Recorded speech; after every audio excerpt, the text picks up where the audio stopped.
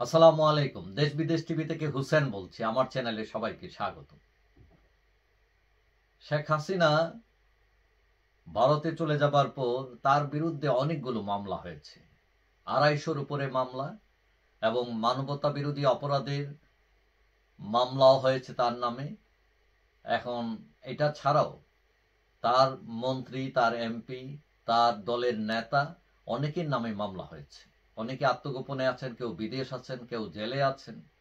এখন আজকে বৃহস্পতিবার আমরা দেখলাম যে হাসিনার বিদ্বেষমূলক বক্তব্য প্রচারে নিষেধাজ্ঞা দিয়েছেন আদালত।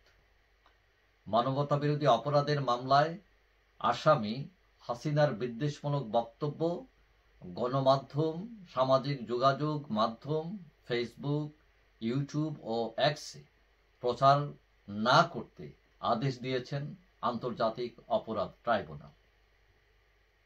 এখন এটা প্রচার করলে সমস্যা হচ্ছে বলে তাদের একজন আইনজীবী কোর্টকে জানিয়েছিলেন এবং কোর্ট আজকে সেটা এই আদেশ দান করে এবং ইতিমধ্যেই প্রচারিত যেসব কন্টেন্ট আছে যেগুলো বিদ্বেষমূলক সেগুলো সরানোর জন্য আন্তর্জাতিক অপরাধ ট্রাইব্যুনাল নির্দেশ দিয়েছে।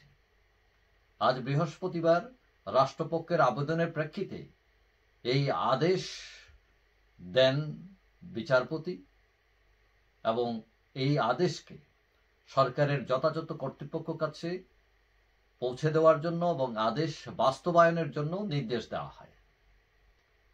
এবং আইনজীবী দাবি করেছেন যে বিদ্বেষমূলক বক্তব্যের কারণে সাক্ষী ও ভুক্তভোগীদের ট্রাইব্যুনালে আনা অনেকটা সমস্যা হচ্ছে, আনা যাচ্ছে না, কারণ তারা ভয় পাচ্ছেন যে যদি তারা যান সাক্ষী দিতে অথবা ভুক্তভোগী যারা তারা যদি যান তাদের বক্তব্য দিতে, তাহলে তাদের বিরুদ্ধে ব্যবস্থা নিতে পারেন শেখ হাসিনা অথবা তার দল। সেই ভয়ে তারা যেতে চান না, অর্থাৎ তদন্তে বাধাগ্রস্ত হচ্ছে এইসব কারণে।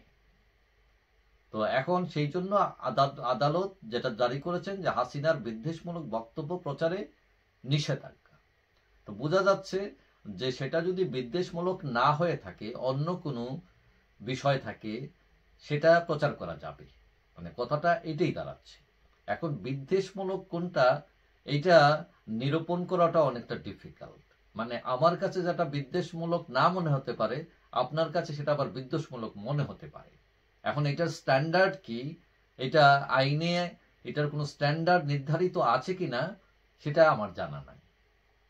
তবে সবাই একটু সতর্কতা অবলম্বন করতে হবে হয়তো সবাই, বিশেষ করে সোশ্যাল মিডিয়ায় যারা কন্টেন্ট বানান ইউটিউব, ফেসবুকে, তারা হয়তো একটু সতর্কভাবে দিতে হবে, না হলে যে কোনো ভাবে আপনি ক্ষতিগ্রস্ত হতে পারেন, আইনের আওতায় আনতে পারে সরকার, এবং সেটা একটু সতর্কভাবে চলতে হবে।